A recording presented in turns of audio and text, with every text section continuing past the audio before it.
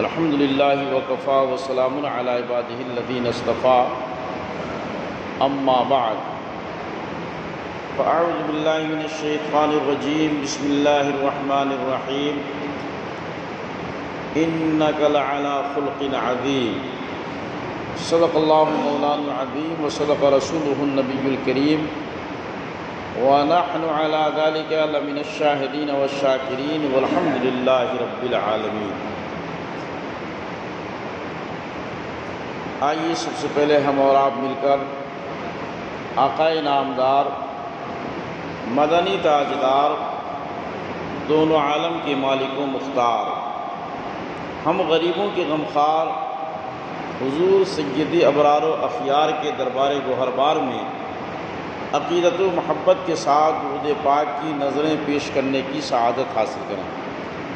اللہم صلی علی سیدنا مولانا محمد المعدن الجود والکرم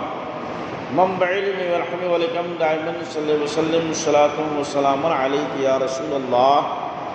وعلی آلک واصحابک وازواجک وذریاتک اجمعین۔ حضرات، جیسا کہ آپ کو بخوبی معلوم ہے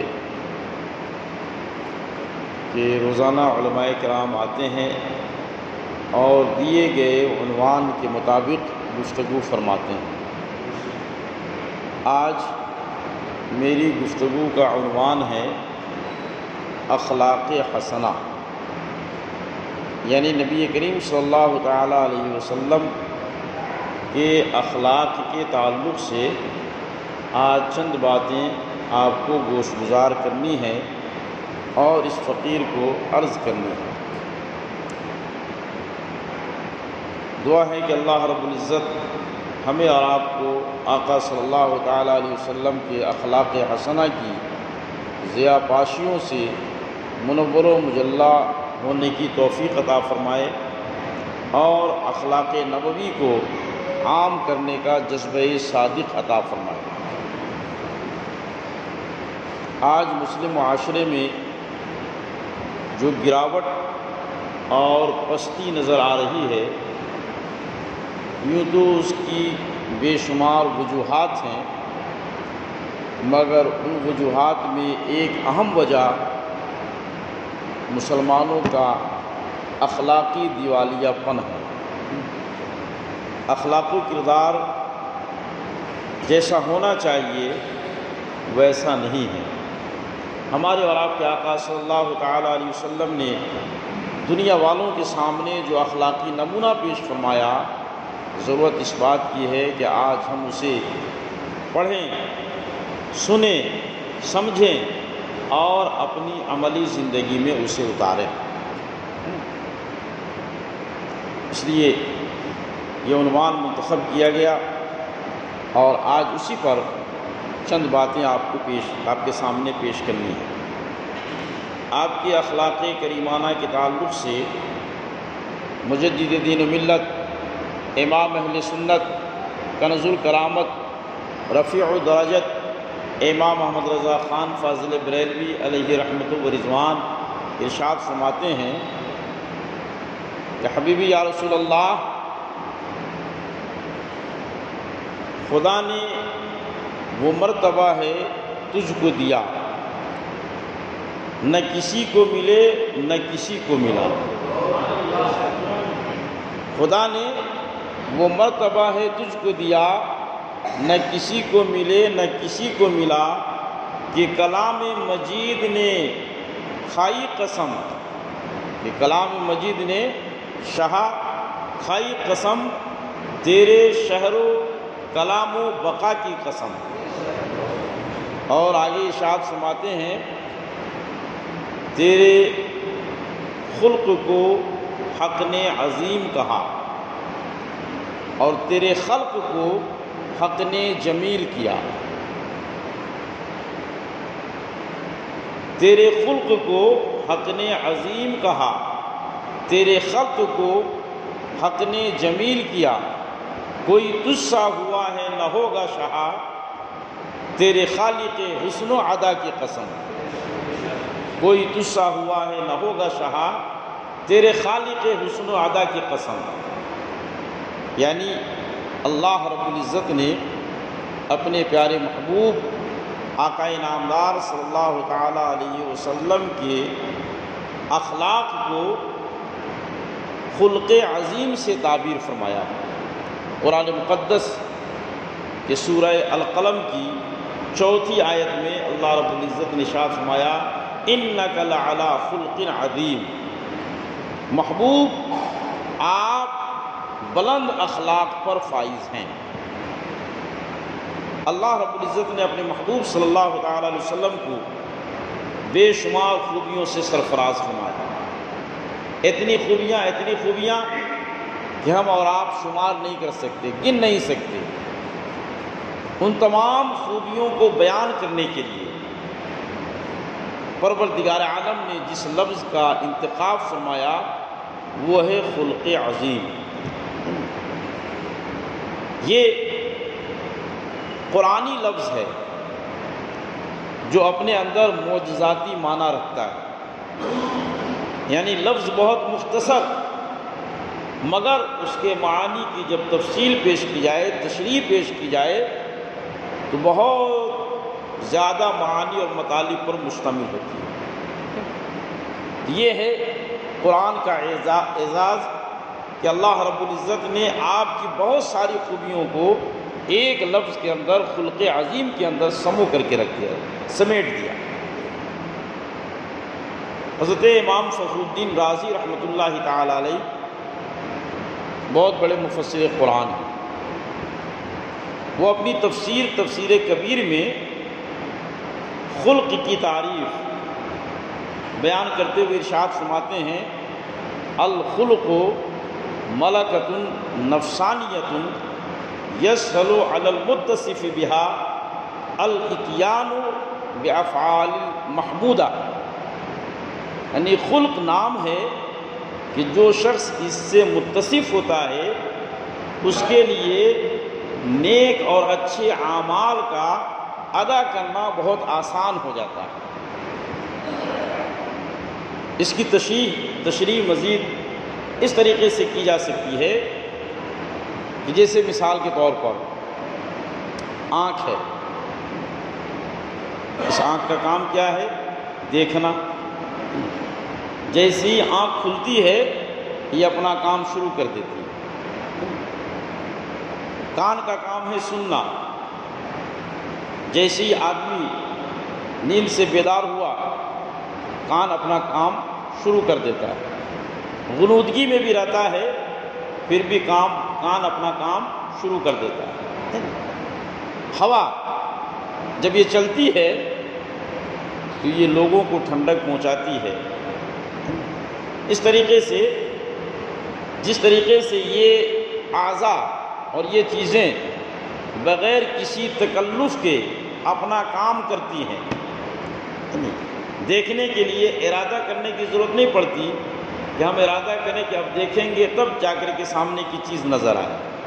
سننے کے لیے کسی تمہید باندھنے کی ضرورت نہیں پڑتی، اس کے لیے پہلے سے تیاری کرنے کی ضرورت نہیں پڑتی کہ ہم تیاری کر کے جب سنیں تب سنیں گے، نہیں تو نہیں سنیں گے، ایسا کچھ نہیں ہے۔ اسی طریقے سے اخلاق حسنہ کا معاملہ ہے۔ اخلاق حسنہ اس اخلاق کو کہیں گے کہ آدمی سے بلا تکلف صادر ہو، یہ نہیں کہ کوئی پکڑ دھکڑ کے کہے کہ آپ 5000 چندہ دیجئے تب جا کر کے وہ چندہ دے اور تو کہے کہ یہ بہت بڑا سخی ہے، نہیں، بلکہ وہ سخاوت کا دریا بہاتا رہے، غریبوں پر، مسکینوں پر، ضرورت مندوں پر وہ اپنی دولت خرچ کرتا رہے، حاجت مندوں کی حاجت پوری کرتا رہے۔ اس طریقے سے اخلاق حسنہ کے لیے تکلف کی ضرورت نہیں، بلکہ بلا تکلف آدمی سے جو صادر ہو اس کا نام اخلاق حسنہ ہے۔ اور اخلاق حسنہ یہ ایک ایسی خوشبو ہے کہ جو آدمی اس انسان کے قریب آتا ہے جو اخلاق حسنہ کا مالک ہوتا ہے، اس کی خوشبو سے وہ معطر ہوتا چلا جاتا ہے، اس سے وہ فیضیاب ہوتا چلا جاتا ہے، اس سے نفع اٹھاتا چلا جاتا ہے۔ اس کے برعکس بد اخلاقی وہ کانٹے دار جھاڑی ہے کہ انسان اس کے قریب جانے سے ڈرتا ہے، اس کے پناہ میں کھڑا ہونے سے کانپتا ہے، کہیں ایسا نہ ہو کہ میں اس میں جاؤں اور الجھ کر کے رہ جاؤں۔ بدخلقی، بد اخلاقی یہ وہ وصف ہے جس سے آدمی دور بھاگتا ہے۔ خوش اخلاقی وہ صفت ہے جس سے آدمی قریب ہوتا ہے۔ یہ دونوں اوصاف انسان کے اندر پائے جاتے ہیں کہ آدمی یا تو خوش اخلاق ہوگا یا بد اخلاق ہوگا۔ اسی طریقے سے خوش اخلاقی اور بد اخلاقی یہ دو ایسے صفات ہیں جس کے لیے کوئی ایگزام پاس کرنے کی ضرورت نہیں ہے، نہ اس کے لیے کالج میں جانے کی ضرورت ہے، نہ اس کے لیے کوئی ڈگری دی جاتی ہے، بلکہ یہ دونوں اوصاف ایسے ہیں کہ انسان کو اس کے ساتھ رہنے والے عطا کرتے ہیں، گھر میں رہنے والے کنبہ خاندان والے لوگ عطا کرتے ہیں، پڑوسی عطا کرتے ہیں، جس معاشرے میں رہتے ہیں اس معاشرے کے لوگ اسے دیتے ہیں۔ اگر آدمی کا اخلاق اچھا ہو، آدمی کا کردار اچھا ہو، اگر اس کی بات اچھی ہو، اگر اس کا چلن اچھا ہو تو ہر کوئی یہ کہتا ہے کہ یہ آدمی اچھا ہے، یہ بھلا مانوس ہے، اس کے لیے کسی ڈگری اور سند کی ضرورت نہیں ہے، بلکہ انسان خود پکارتا ہے کہ یہ اچھا انسان ہے، یہ اعلیٰ کردار کا حامل ہے، یہ بلند کردار کا حامل انسان ہے۔ اور اگر کسی کا اخلاق برا ہو تو لوگ اس سے نفرت کرتے ہیں اور خود بخود کہتے نظر آتے ہیں کہ یہ بہت گھٹیا انسان ہے، یہ بہت بیکار انسان ہے، یہ بہت مکار انسان ہے، یہ بہت دھوکے باز انسان ہے، یہ بہت 420 انسان ہے۔ پتہ کیا چلا کہ خوش اخلاقی یا بد اخلاقی کی ڈگری حاصل کرنے کے لیے یونیورسٹی کالج جانے کی ضرورت نہیں، بلکہ یہ ڈگری محلے میں ملتی ہے، گھروں میں ملتی ہے،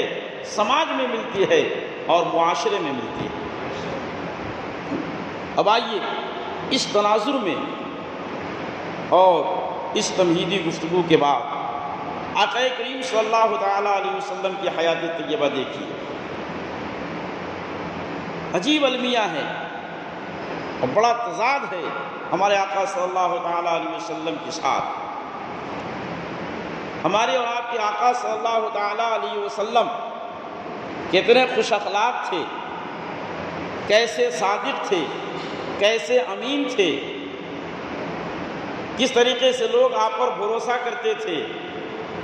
یہ مکہ والوں کی تاریخ مطالعہ کرنے سے پتہ چلتا ہے۔ مکہ کے وہ لوگ جو فکری اعتبار سے، اعتقادی اعتبار سے آپ کے مخالف تھے، آپ کو مانتے نہیں تھے، آپ کا کلمہ نہیں پڑھتے تھے، مگر اس کے باوجود بھی آپ کے اخلاق و کیریکٹر کی جب بات آتی تھی تو وہ یہی کہتے تھے کہ محمد الرسول اللہ، محمد یہ صادق ہیں، محمد امین ہے، بہت اعلیٰ اخلاق کے حامل ہیں، بہت بڑے کردار کے مالک ہیں، بہت اچھے انسان ہیں۔ یہاں تک کہ لوگ باوجود کہ فکری اعتبار سے، اعتقادی اعتبار سے آپ کے مخالف تھے، مگر جب تجوری رکھنے کی بات آتی تو آپ ہی کے پاس رکھتے تھے، جب امانت رکھنے کی بات آتی تو آپ ہی کے پاس رکھتے تھے، جب کوئی مشورہ لینا ہوتا تو آپ ہی سے مشورہ لیتے تھے۔ ابو سفیان جیسا اسلام لانے سے پہلے کا واقعہ ہے، اسلام لانے سے پہلے وہ آپ کے کٹر دشمن تھے۔ جب انہوں نے حبشہ کے نجاشی بادشاہ کے دربار میں آپ کے خلاف باتیں کی، اس وقت بھی وہ آپ کے اخلاق و کردار پر انگشت نمائی نہ کر سکے، اور اس وقت بھی وہ آپ کے اخلاق و کردار پر حملہ نہ کر سکے۔ میرے محترم بزرگوں اور دوستوں، پتہ کیا چلا کہ آپ کے محلے والوں نے، آپ کے گھر والوں نے، آپ کی آبادی والوں نے، آپ کے ملک والوں نے، آپ کے وطن والوں نے تو آپ کو اعلیٰ اخلاق کا حامل والا، آپ کو امین کہا، آپ کو صادق کہا، آپ کو بلند کردار کہا، مگر آج کچھ لوگ جب یورپین ہسٹری لکھنے والوں کی اور یورپین تاریخ لکھنے والوں کی تاریخ جب پڑھتے ہیں تو یورپ کے مورخ معاذ اللہ آپ کی شان میں نازیبہ کلمات استعمال کرتے ہیں، آپ کے بارے میں ایسے ایسے الفاظ استعمال کرتے ہیں جنہیں میں اپنی زبان سے ادا نہیں کر سکتا۔ پتہ چلا کہ یہ دیانت کے خلاف ہے کہ ایک وہ شخص جو نہ آپ کی بستی کا رہنے والا ہو، جو نہ محلے کا رہنے والا ہو، جو نہ علاقے کا رہنے والا ہو، جو نہ آپ کے ملک کا رہنے والا ہو، اور یہ سب باتیں تو اپنی جگہ پر ہے، جو نہ آپ کے زمانے کا رہنے والا ہو، 100 سال کے بعد، 1000 سال کے بعد، 1200 سال کے بعد، 1300 سال کے بعد جب وہ آپ کی بایوگرافی لکھنا شروع کرتا ہے، لائف ہسٹری لکھنا شروع کرتا ہے، تو معاذ اللہ آپ کے اوپر الزام لگاتا ہے، تو کیا ایسے لوگوں کی بات قابل قبول ہو سکتی ہے؟ ہرگز نہیں، ہرگز نہیں۔ مکہ والوں نے اپنے اخلاق و کردار سے اور انہوں نے اپنی شہادت اور گواہی سے یہ ثابت کر دیا کہ ایک پیکر میں سمٹ کر رہ گئی حکمتیں دانائیاں رانائیاں۔ اس کے برخلاف وہ لوگ آج اخلاق کا درس دے رہے ہیں جنہیں خود پتہ نہیں کہ اخلاق کیا ہے۔ وہ لوگ حیا کا درس دے رہے ہیں جو آج بہن بیٹیوں کے سروں سے نقاب اتار رہے ہیں۔ وہ عزت اور عفت کی بات کر رہے ہیں، عفت دری اور عصمت دری جن کا محبوب مشغلہ ہے۔ آج وہ انصاف کی بات کر رہے ہیں جو بڑے بڑے ایوانوں میں بیٹھ کر کے ظلم و زیادتی کر رہے ہیں اور ظلم و زیادتی کی تاریخ رقم کر رہے ہیں۔ آج وہ لوگ انصاف اور دیانت کی بات کر رہے ہیں جن کی 5 انگلیاں ظلم و زیادتی میں ڈوبی ہوئی ہے۔ اسی لیے تو کسی شاعر نے کہا کیا مذاق وقت ہے بیداد ظالم فتنہ گر، کیا مذاق وقت ہے بیداد ظالم فتنہ گر، رہبر ملت امیر کارواں بنتے گئے، رہبر ملت امیر کارواں بنتے گئے۔ آج امریکہ کہہ رہا ہے کہ میں بہت بڑا منصف ہوں، آج برطانیہ کہہ رہا ہے کہ میں بہت بڑا منصف ہوں، آج فرانس کہہ رہا ہے کہ میں بہت انصاف پسند ہوں، مگر کس طریقے سے یوکرین پر حملہ ہو رہا ہے وہ آپ بخوبی جانتے ہیں۔ کس طریقے سے دنیا کے مختلف خطوں اور ممالک پہ برطانیہ والوں نے حملہ کیا، اور 1 2 نہیں، 100 200 نہیں، 1000 5000 نہیں، لاکھ 2 لاکھ نہیں، کروڑوں انسانوں کو تہہ تیغ کیا۔ یہ تاریخ میں آج بھی موجود ہے۔ امریکہ کس طریقے سے ویتنام اور سورینام کو تباہ و برباد کر رہا ہے، کس طریقے سے امریکہ اور برطانیہ نے مل کر کے جاپان کو تباہ و برباد کیا، یہ سب تاریخیں ہماری نگاہوں کے سامنے ہیں، مگر اس کے باوجود بھی دنیا کے چودھری بننے کا دعویٰ کرتے ہیں، انصاف کے علم بردار بننے کا دعویٰ کرتے ہیں۔ اس لیے شاعر نے کہا کیا مذاق وقت ہے بیداد ظالم فتنہ گر، رہبر ملت امیر کارواں بنتے گئے۔ اور ایسے ہی لوگوں کی تاریخ، ایسے ہی لوگوں کے درمیان بیٹھ کر کے، ایسے ہی لوگوں کے خیالات کا جائزہ لے کر کے، ایسے ہی لوگوں کے کردار کو دیکھ کر کے ڈاکٹر اقبال نے کہا کہ ڈھونڈنے والا ستاروں کی گزرگاہوں کا، ڈھونڈنے والا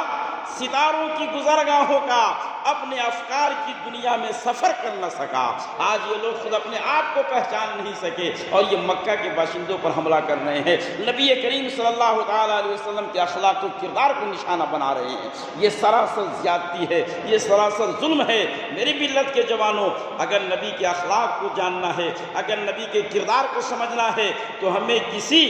یورپین رائٹر کو نہیں پڑھنا ہے، ہمیں کسی غیر مسلم مفکر کو نہیں پڑھنا ہے، بلکہ نبی کے اخلاق و کردار کو اگر سمجھنا ہے تو مکے والے کی گواہی کو سامنے رکھنی ہے، اور ہمیں احادیث طیبہ کو دیکھنا ہے، قرآن کو ہمیں دیکھنا ہے کہ قرآن نے ہمیں نبی کے تعلق سے کیا بتایا ہے، حدیث نے نبی کے تعلق سے کیا بتایا ہے، اور مکہ والوں نے جو اس ملک کے، اس خطے کے، محلے کے، پڑوس کے اور گھر کے رہنے والے لوگ تھے، ان لوگوں نے کیا گواہی دی۔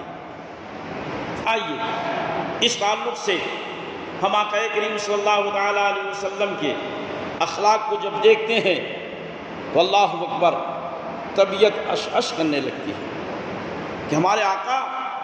اپنے تو اپنے غیروں کے ساتھ کس طریقے سے پیش آتے تھے۔ ابھی آپ نے ہجرت نہیں کی ہے، مکہ کی سرزمین پر تشریف فرما ہے، کفار و مشرکین آپ پر مظالم ڈھا رہے ہیں، ظلم و زیادتی کے پہاڑ توڑے جا رہے ہیں، طرح طرح سے مسائل میں آپ الجھائے جا رہے ہیں، دن بدن مشکلات کھڑی کی جا رہی ہیں۔ انہی دنوں ایسا اتفاق ہوا کہ مکہ اس کے قرب و جوار میں قحط پڑ گیا۔ جب قحط پڑا، لوگ دانے کے لیے پریشان ہوئے، بھوکوں مرنے لگے، زندگی دوبر ہو گئی۔ تو آپ کا دشمن ابو سفیان جو ابھی تک ایمان نہیں لائے تھے، آپ کے کٹر دشمن ہیں، سخت مخالف ہیں، وہ آپ کی بارگاہ میں حاضر ہوتے ہیں اور کہتے ہیں یا محمد صلی اللہ تعالی علیہ وسلم انکا تامر بطاعت اللہ، بے شک تم اللہ کی اطاعت کا حکم دیتے ہو، اور کہا کہ وتصل الرحم، اور رشتہ داروں سے صلہ رحمی کا حکم دیتے ہو، یہ آپس میں مل جل کر کے رہنے کا حکم دیتے ہو۔ حال یہ ہے کہ ان الناس قد ہلکوا، لوگ ہلاک ہو گئے ہیں، بارش نہیں ہو رہی ہے، پریشان ہیں، ہاہاکار مچا ہوا ہے، فادعوا اللہ لہم، تو آپ اپنے رب سے جس کی اطاعت کا لوگوں کو حکم دیتے ہیں اس سے دعا کیجئے تاکہ بارش ہو جائے اور لوگ قحط سالی سے نجات پا جائیں، لوگوں کے درمیان خوشحالی آ جائے۔ آقا کریم صلی اللہ تعالی علیہ وسلم نے یہ نہیں دیکھا کہ میرا دشمن میرے سامنے آیا، میرا مخالف میرے سامنے ہے، میرا مخالف مجھ سے التجا کر رہا ہے، ابھی موقع ہے بدلہ لے لیا جائے، اپنی جو بات منوانی ہے منوا لی جائے، اپنی جو شرط رکھنی ہے شرط رکھ دی جائے۔ نہیں، آقا کریم صلی اللہ تعالی علیہ وسلم نے بلا شرط صرف یہ دیکھ کر کے کہ خلق خدا پریشانی میں مبتلا ہے، میرے پاس کوئی فریاد لے کر کے آیا ہے، اگرچہ وہ ظالم ہی کیوں نہیں ہے، اگرچہ وہ میرا جانی دشمن ہی کیوں نہیں ہے، مگر فریاد خلق خدا کے لیے لے کر کے آیا ہے، اس لیے آقا کریم صلی اللہ تعالی علیہ وسلم اپنا دست کرم رب کی بارگاہ میں اٹھا دیتے ہیں، دعا فرماتے ہیں، اور جب دعا فرماتے ہیں تو اللہ رب العزت موسلا دھار بارش فرماتا ہے، جھما جھم بارش ہوتی ہے اور پورا علاقہ سر سبز و شاداب ہو جاتا ہے۔ اور بھلا کیوں نہ ہو کہ یہ وہ دست مقدس ہے جس کے تعلق سے امام اہل سنت مجدد دین و ملت امام محمد رضا خان فاضل بریلوی علیہ رحمت و رضوان ارشاد فرماتے ہیں، اجابت کا صحرا عنایت کا جوڑا، اجابت کا صحرا عنایت کا جوڑا، دلہن بن کے نکلی دعائے محمد، دلہن بن کے نکلی دعائے محمد۔ آقا کریم صلی اللہ تعالی علیہ وسلم نے دشمنوں کے حق میں دعا کی اور پورا علاقہ سیراب ہو گیا، پریشانی دور ہو گئی۔ ایک مرتبہ آقا کریم صلی اللہ تعالی علیہ وسلم ایک مقام پر کھڑے ہیں، چند صحابہ کرام آپ کے ہمراہ ہیں، سامنے سے ایک عورت گزرتی ہے جس کا بیٹا گم ہو گیا تھا، غائب ہو گیا تھا، کہیں چلا گیا تھا۔ اب وہ اپنے بیٹے کی تلاش میں اس طریقے سے پاگل ہو رہی تھی کہ اسے اس بات کا ہوش نہیں کہ میرے سر پہ دوپٹہ ہے یا نہیں، بغیر دوپٹہ کے وہ آقا صلی اللہ تعالیٰ علیہ وسلم کے سامنے سے گزری۔ آقا صلی اللہ تعالیٰ علیہ وسلم کی جب نگاہ پڑی تو آپ نے ایک صحابی سے کہا یہ لو میری چادر اور اس کے سر پہ لے جا کر کے ڈال دو۔ آقا کریم صلی اللہ تعالیٰ علیہ وسلم کے اس اخلاق کو دیکھ کر کے اس صحابی نے کہا کہ حبیبی یا رسول اللہ، وہ تو کافرہ ہے، جو جا رہی ہے وہ تو آپ کی دشمن ہے، وہ آپ کی منکرہ ہے، آپ اس کو اپنی چادر تطہیر عطا فرما رہے ہیں، حبیبی یا رسول اللہ آپ اس کو چادر مت دیجئے۔ آقا کریم صلی اللہ تعالیٰ علیہ وسلم نے کہا کہ کوئی بھی ہے اگرچہ وہ کافرہ ہے لیکن ہمارے سماج کی بیٹی تو ہے، ہمارے سماج کی بیٹی ہے، وہ اس بیٹی کے سر پہ تم چادر رکھ دو، اللہ رب العزت کل قیامت کے دن تمہارے گناہوں پر اپنی رحمت کی چادر ڈال دے گا اور تمہارے گناہوں کی مغفرت فرما دے گا۔ اللہ اکبر، یہ ہے ہمارے آقا صلی اللہ تعالیٰ علیہ وسلم کا اخلاق جو آپ غیروں کے ساتھ کر رہے ہیں۔ ایک مرتبہ ایک جنگ میں صفانہ نامی خاتون جو حاتم طائی کی بیٹی تھی گرفتار کر لی گئی تھی قیدیوں کے ساتھ، وہ بھی آقا صلی اللہ تعالی وسلم کے پاس بھیجی گئی۔ صفانہ نے جا کر کے کہا اے اللہ کے رسول، میں حاتم طائی کی بیٹی ہوں۔ چونکہ حاتم طائی ایک مشہور آدمی تھے، بہت بڑے سخی، زمانے میں ان کا نام تھا، لہذا آپ مجھے معاف کر دیجیے اور مجھے آزاد کر دیجیے۔ اس بیٹی نے یہ درخواست کی۔ آقا کریم صلی اللہ تعالیٰ علیہ وسلم نے کہا کہ ٹھیک ہے، تمہیں آزاد کر دیا جائے گا۔ پھر اس نے اگلا سوال کیا کہ اللہ کے رسول، آپ اگر مجھے آزاد کریں گے تو میں اکیلے اپنے گاؤں میں نہیں جاؤں گی، اپنی بستی میں نہیں جاؤں گی، میرے ساتھ ساتھ میری بستی کے جتنے لوگ قیدی ہیں ان تمام کو آپ آزاد کر دیں، ورنہ بستی والے مجھے طعنہ دیں گے کہ اتنے بڑے باپ کی بیٹی، حاتم طائی کی بیٹی خود آ گئی اور اپنے بستی والوں کو، اپنے محلے والوں کو چھوڑ آئی، اس لیے آپ میری بستی والوں کو بھی میرے ساتھ رہا کر دیجیے۔ آقا کریم صلی اللہ علیہ وسلم نے کہا کہ ٹھیک ہے، تم کہتی ہو تو تمہاری بستی والوں کو بھی چھوڑ دیا جائے۔ سبحان اللہ۔ جب اس خاتون کے جانے کا موقع آیا تو آقا کریم صلی اللہ تعالیٰ علیہ وسلم نے اس کے لیے ایک نیا جوڑا تیار کر کے پہننے کے لیے دیا، اور اتنا ہی نہیں بلکہ آقا صلی اللہ تعالیٰ علیہ وسلم نے اس کے لیے سواری کا انتظام کیا، اور اتنا ہی نہیں بلکہ جب رخصت ہونے لگی تو زاد راہ کا بھی انتظام کر دیا، سفر کے اخراجات کا بھی انتظام کیا، سفر کی ضرورتوں کو بھی آپ نے انتظام کر دیا۔ یہ تمام چیزیں لے کر کے صفانہ اپنے گاؤں روانہ ہوئی، اپنی بستی پہنچی۔ اس کے بھائی کا نام ہے عدی بن حاتم، یہ ابھی تک اسلام نہیں لائے تھے۔ جب یہ پہنچی تو بھائی نے پوچھا کہ بہن تم نے محمد عربی کو کیسا پایا صلی اللہ تعالیٰ علیہ وسلم؟ اس نے کہا میں نے جیسا پایا اس کے تناظر میں میرا یہ تاثر ہے اور میرا یہ کہنا ہے کہ تم جاؤ اور جا کر کے ان کے غلاموں میں شامل ہو جاؤ۔ یعنی میں نے ان کو اتنا بلند اخلاق پایا، بلند کردار پایا، ان کو اتنا عظیم انسان پایا کہ میری یہ رائے ہے کہ تم جا کر کے ان کے غلاموں میں شامل ہو جاؤ۔ جب بہن نے یہ تاثر پیش کیا تو عدی اپنے گھر سے روانہ ہوئے، آقا کریم صلی اللہ تعالیٰ علیہ وسلم کی خدمت میں حاضر ہوئے۔ روایتوں میں موجود ہے کہ جب وہ آقا صلی اللہ تعالیٰ علیہ وسلم کی خدمت میں حاضر ہوئے اور لوگوں نے کہا کہ یہ حاتم طائی کے بیٹے ہیں، عدی آئے ہیں آپ کی خدمت میں، آقا کریم صلی اللہ تعالیٰ علیہ وسلم اپنے مسند اور اپنے گدے سے ہٹ جاتے ہیں اور اس گدے پر عدی کو بٹھاتے ہیں۔ عدی کا خود بیان ہے کہ فجلسنی النبی صلی اللہ تعالیٰ علیہ وسلم، آقا کریم صلی اللہ تعالیٰ علیہ وسلم نے مجھے اپنی جگہ پر بٹھایا اور خود آپ سامنے بیٹھے، اور پھر سامنے بیٹھے اس کے بعد عدی نے آپ کے جب اس اخلاق کو دیکھا اور خود اپنی آنکھوں سے مشاہدہ کیا، آپ کے اس کردار کو دیکھا تو کہا کہ حبیبی یا رسول اللہ اپنا دست مبارک بڑھائیے اور مجھے حلقہ بگوش اسلام کر لیجئے،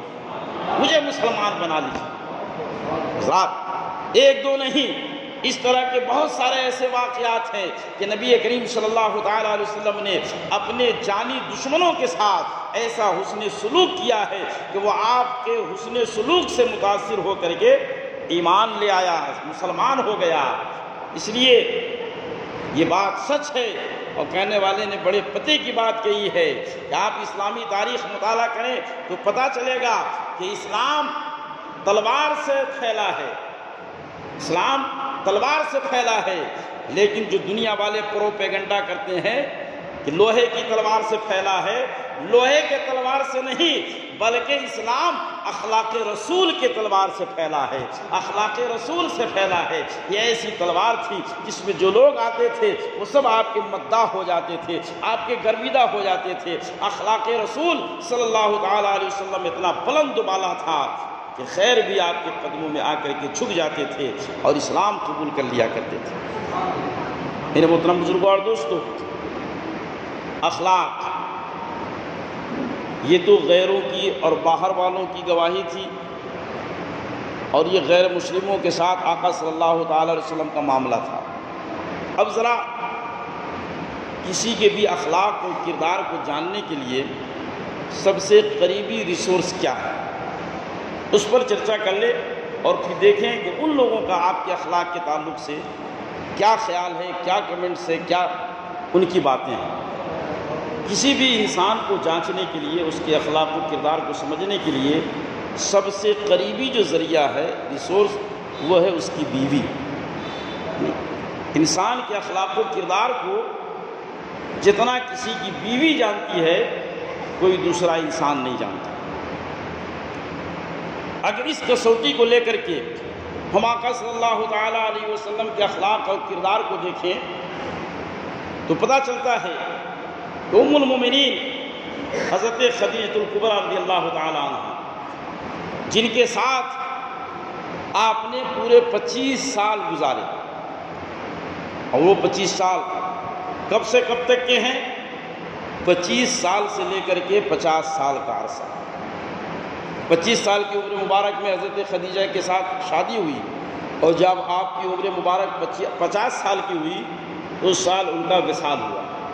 گویا پورے 25 سال آپ ام المومنین حضرت خدیجہ الکبریٰ رضی اللہ تعالی عنہا کے ساتھ رہے۔ ان کا آپ کے تعلق سے کیا خیال ہے اور انہوں نے کیا تبصرہ کیا ہے، آپ کو کس طریقے سے دیکھا اور دنیا والوں کے سامنے پیش کیا، صرف ایک جھلک ملاحظہ فرمائیے۔ آقا کریم صلی اللہ تعالیٰ علیہ وسلم کی عمر مبارک 40 سال کی ہے، آپ پر وحی کا نزول ہوا۔ جب آپ پر وحی کا نزول ہوا تو آپ کو اندر سے کچھ وحشت محسوس ہوئی، کچھ گھبراہٹ محسوس ہوئی۔ پہلا اتفاق تھا، اس لیے آپ کو بے چینی ہوئی۔ آپ غار حرا سے ام المومنین حضرت خدیجہ الکبریٰ کے پاس تشریف لائے، اور تشریف لانے کے بعد آپ نے اپنے خدشات کا اظہار کیا کہ مجھے ایسا لگ رہا ہے کہ ایسا نہ ہو کہ میں تکلیف میں پڑ جاؤں، میں مصیبت میں مبتلا ہو جاؤں۔ تو حضرت خدیجہ الکبریٰ رضی اللہ تعالی عنہا نے اس موقع پر جو کچھ جواب ارشاد فرمایا حدیث پاک کی کتابوں میں وہ موجود ہے۔ فقالت خدیجہ کاللہ واللہ ما یخزیک اللہ انک لتصل الرحم وتعین علی نواعب الحق۔ اور لمبی ایک حدیث ہے، حضرت خدیجہ الکبریٰ رضی اللہ تعالی عنہ نے کہا کہ اے اللہ کے رسول صلی اللہ تعالی علیہ وسلم، آپ بالکل مطمئن رہیں، آپ بالکل بے فکر رہیں، اللہ رب العزت آپ کو کسی پریشانی میں نہیں ڈالے گا، کسی مشقت میں نہیں ڈالے گا، اس لیے کہ آپ کبھی کسی کا برا چاہتے ہی نہیں ہیں، بلکہ آپ تو ہمیشہ صلہ رحمی کا حکم دیتے ہیں، آپ تو غریبوں کے سر پہ دست شفقت رکھتے ہیں، آپ تو بیواؤں کی خبر گیری کرتے ہیں، آپ تو مصیبت میں پھنسے ہوئے لوگوں کی مصیبت کو دور کرتے ہیں، لوگوں کو الجھنوں سے نکالتے ہیں، آپ تو ہمیشہ اچھے کام کیا کرتے ہیں، اس لیے اللہ رب العزت آپ کو پریشانی میں نہیں ڈالے گا، آپ دوسروں کو پریشانی سے نکالتے ہیں، تو بھلا آپ کیسے پریشانی میں پڑیں گے؟ اسی لیے کہنے والے نے کہا اللہ اکبر۔ آقا کریم صلی اللہ تعالی علیہ وسلم کی شان بیان کرتے ہوئے امام اہل سنت مجدد دین و ملت امام محمد رضا فاضل بریلوی علیہ رحمت و رضوان فرماتے ہیں، رضا مژدہ دیجئے کہ رضا غمزدوں کا سہارا ہمارا نبی، غمزدوں کا سہارا ہمارا نبی، سب سے اعلیٰ و اولا ہمارا نبی، سب سے بالا و والا ہمارا نبی۔ ہمارے آقا صلی اللہ تعالیٰ علیہ وسلم کی شان یہ ہے کہ آپ ہمیشہ غمزدوں کے کام آتے رہے، یعنی بے سہاروں کے کام آتے رہے۔ یہ حضرت خدیجہ الکبریٰ رضی اللہ تعالیٰ عنہ نے کہا۔ اب آگے بڑھیے، آپ کی دوسری زوجہ محترمہ ہیں ام المومنین حضرت عائشہ صدیقہ رضی اللہ تعالیٰ عنہ۔ آپ کے حوالے سے، آپ کے اخلاق و کردار کے تعلق سے ان کی کیا رائے ہے اور یہ کیا فرماتی ہیں؟ روایت میں آیا، مسلم شریف کی حدیث ہے،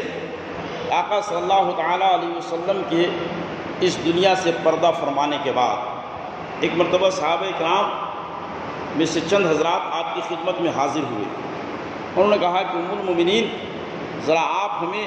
آقا کریم صلی اللہ تعالیٰ علیہ وسلم کے اخلاق کے بارے میں بتائیے کہ آپ کا اخلاق کیسا تھا۔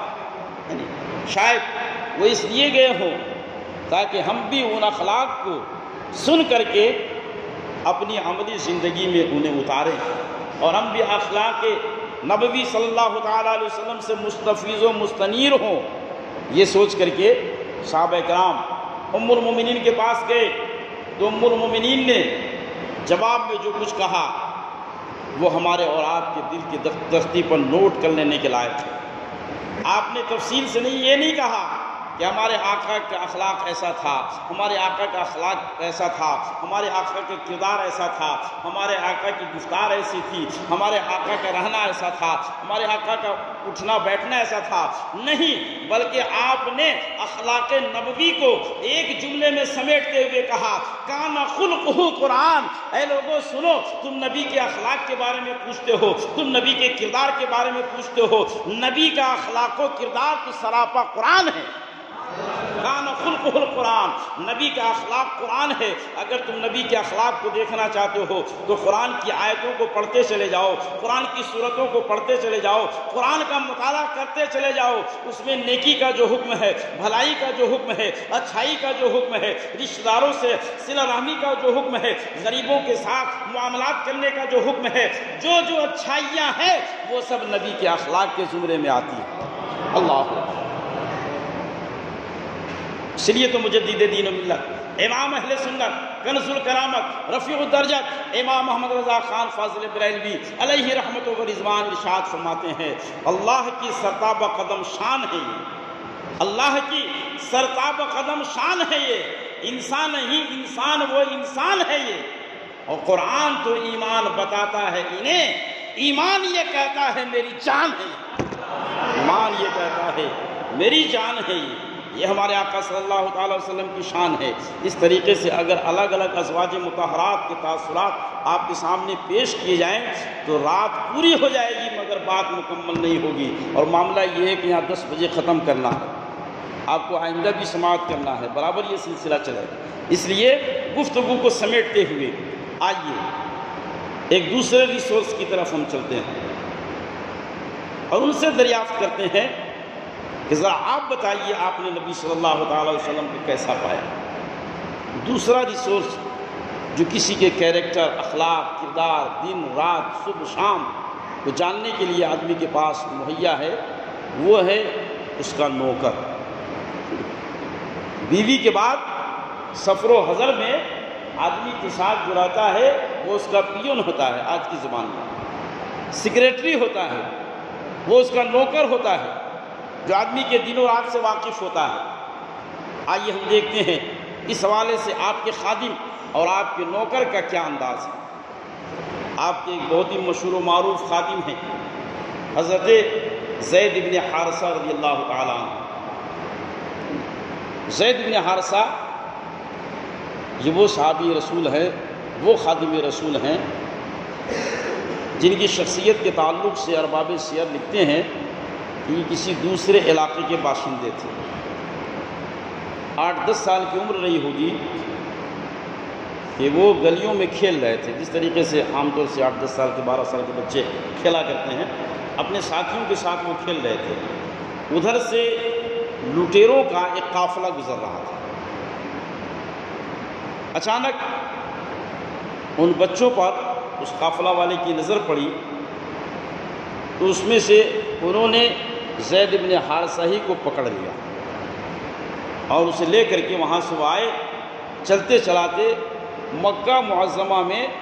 لا کر کے اسے فروخت کر دیا، انہیں فروخت کر دیا۔ خریدار ان کی بنی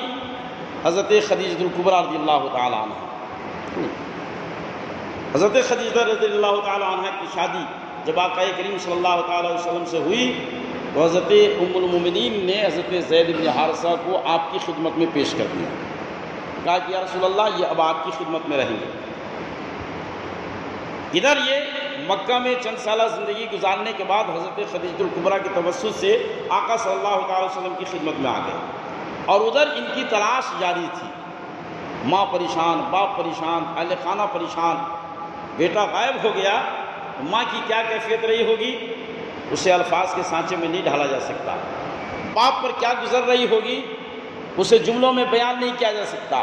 ماں باپ اہل کنبہ پریشان، رو رو کر کے برا حال، راستہ دیکھتے دیکھتے کئی مہینے گزر گئے، سال گزر گئے، مگر کہیں سے زید کی خبر نہیں مل رہی ہے۔ اچانک کئی سالوں کے بعد ان کی آبادی اور بستی سے قافلہ مکہ معظمہ آیا۔ جب مکہ معظمہ قافلہ آیا تو ان قافلے والوں میں سے کسی ایک کی نظر حضرت زید بن حارثہ پہ پڑ گئی۔ پوچھا کہ کہاں رہتے ہو، کیسے رہتے ہو؟ بتایا کہ میں یہیں مکے میں رہتا ہوں، ایک صاحب کے یہاں میں غلام کی حیثیت سے زندگی بسر کر رہا ہوں، لوگوں نے مجھے لا کر کے یہاں فروخت کر دیا، جب سے اب تک میں غلامی کی زندگی بسر کر رہا ہوں۔ بستی والوں نے اتنے انفارمیشن لے لی، معلومات حاصل کر لی، وہ لوگ واپس چلے گئے۔ جانے کے بعد ان کے باپ حارثہ اور ان کے چچا کو جا کر کے بتایا کہ حارثہ تم اپنے بیٹے کی تلاش میں پاگل ہوئے جا رہے ہو، دنوں رات ایک کیے ہوئے ہو، برسوں سے خبر نہیں مل رہی ہے، خوشخبری ہے تمہارے لیے، میں تمہارے بیٹے کی خبر لے کر کے آیا ہوں۔ باپ نے بے ساختہ کہا کہ بتاؤ میرا لال کہاں ہے، میرا نور نظر کدھر ہے، میرے لخت جگر کی خبر بتاؤ وہ کہاں ہے۔ اس انسان نے کہا کہ تمہارا بیٹا مکہ میں کسی آدمی کے یہاں غلامی کی زندگی بسر کر رہا ہے، اور ادھر ان کے باپ اور چچا کا حال یہ ہے کہ وہ خود بہت مالدار لوگ تھے۔ جب یہ پتا چلا کہ میرا بیٹا زندہ ہے اور کسی کے یہاں غلامی کی زندگی بسر کر رہا ہے، تو خوب وافر مقدار میں وہ لوگ درہم و دینار اور اشرفیاں وغیرہ لے کر کے دونوں بھائی باپ اور چچا اپنی بستی سے روانہ ہوئے۔ معلوم کرتے ہوئے آقا صلی اللہ تعالیٰ علیہ وسلم کی خدمت میں حاضر ہوئے۔ وہاں پر دیکھا تو حضرت زید بیٹھے ہوئے ہیں۔ جیسے ہی بیٹے پہ نظر پڑی، بیٹے کی نظر باپ پر پڑی، دونوں ایک دوسرے کو بڑھ کر کے گلے سے لگا لیتے ہیں، ساروں قطار رونے لگتے ہیں۔ برسوں کے بچھڑے باپ اور بیٹے ایک ساتھ ملے تو پھر اس وقت ان کی کیفیت کیا ہوگی، اللہ اکبر۔ اسی کیفیت سے دو چار ہو کر دونوں باپ بیٹے کافی دیر تک روتے رہے۔ جب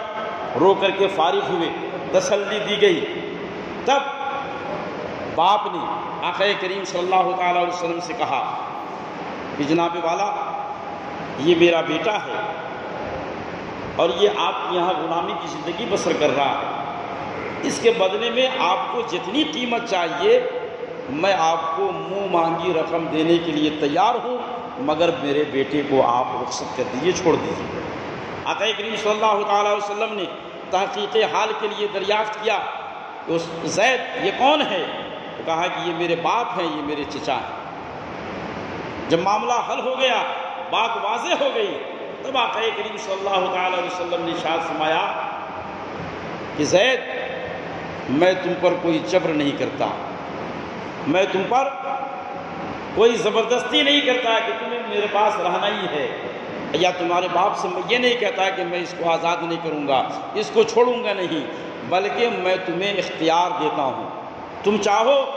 تو اپنے باپ کے ساتھ اپنی ماں کے پاس اپنے کنبہ اور خاندان میں چلے جاؤ، اور اگر تم چاہو تو یہاں میرے پاس رہو، تمہیں اختیار ہے، تم جو چاہو اپنا فیصلہ کر سکتے ہو، تمہارے اوپر کوئی جبر کوئی دباؤ نہیں ہے۔ اللہ اکبر۔ حضرت زید بن حارثہ رضی اللہ تعالیٰ عنہ کو آقا کریم صلی اللہ تعالیٰ علیہ وسلم نے جب یہ اختیار دیا تو بغیر کسی تردد کے اور بغیر کسی سوچ